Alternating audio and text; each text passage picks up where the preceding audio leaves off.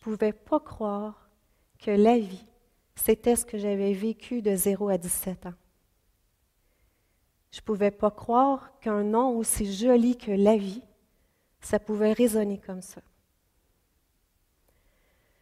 Bien entendu, après avoir ingurgité toute une tonne de médicaments, on a dû transporter mon corps aux soins intensifs d'un hôpital de Montréal. Mais je ne l'ai pas suivi tout de suite, moi, mon corps. En tout cas, du moins, c'est l'impression que j'ai eue.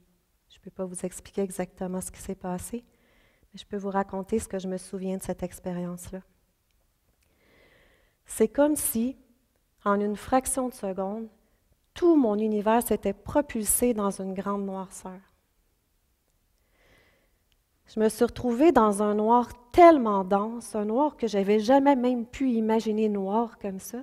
Puis plus que ça, c'était comme si chacune des particules de mon corps s'était soudainement fondue dans cette grande noirceur-là. J'avais beau essayer de percevoir quelque chose, sauf la noirceur, là, je ne voyais rien d'autre. Non seulement je ne voyais rien, mais j'ai réalisé que la vie, à cet instant-là même, elle venait de m'exaucer. Je ne ressentais plus rien pour la première fois de ma courte vie. Et combien de fois, moi, dans mon enfance, j'avais souhaité ça, ne plus rien ressentir. J'avais beau là, essayer d'entendre, de ressentir, je voyais absolument rien d'autre que ce noir-là. Puis c'est là qu'il s'est passé quelque chose. Je me suis souvenue, moi, en une fraction de seconde, que sur planète Terre, j'avais aimé quelque chose. Ce qui se rapprochait le plus de cette grande noirceur-là que j'ai, dans le livre que je suis en train d'écrire, j'ai appelé le firmament de l'oubli, c'était le ciel l'été. Puis je me suis souvenue que moi, j'avais aimé la lumière des étoiles. Puis là, la seconde où j'ai émis l'intention de retrouver une lumière d'étoiles dans cette grande noirceur-là, j'avais déjà repris le chemin de mon corps. Quand j'ai commencé à revenir à moi, je ne savais pas où j'étais.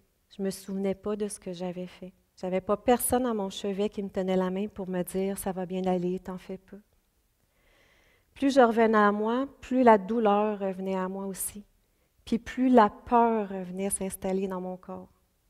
Puis il s'ajoutait à ça aussi des douleurs physiques que je n'étais pas capable de m'expliquer. À un moment donné, la panique est devenue tellement grande à l'intérieur de mon corps que j'ai essayé de rassembler toutes les forces qui me restaient pour appeler à l'aide. Je n'ai pas réussi. Puis c'est là qu'est comme arrivé 100 000 petits soldats à la rescousse à l'intérieur de moi. Puis ensemble, on a réussi à rassembler toutes les forces qui me restaient. Et puis j'ai réussi à arracher tout ce qui n'appartenait pas à mon corps, les tubes, les aiguilles, les fils, au moment où la panique atteignait son comble à l'intérieur de moi. Ça a pris une fraction de seconde, je me suis réeffondrée dans le lit, épuisée. Les alarmes des appareils des soins intensifs se sont mis à retentir, puis l'attroupement du personnel médical est arrivé à mon chevet. Dans tout ce brouhaha-là, j'ai cru comprendre qu'ils étaient pour tout remettre en place.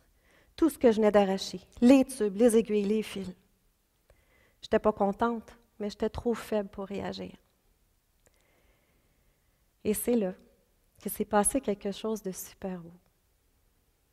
Je ne sais pas s'il y a eu un médecin qui est arrivé à ma droite, un infirmier, une infirmière, ou tout simplement un ange, mais il y a quelqu'un qui a dit à l'infirmière, qui essayait de me passer un tube dans le nez qui ne passait pas, « Peut-être que tu pourrais en prendre un plus petit.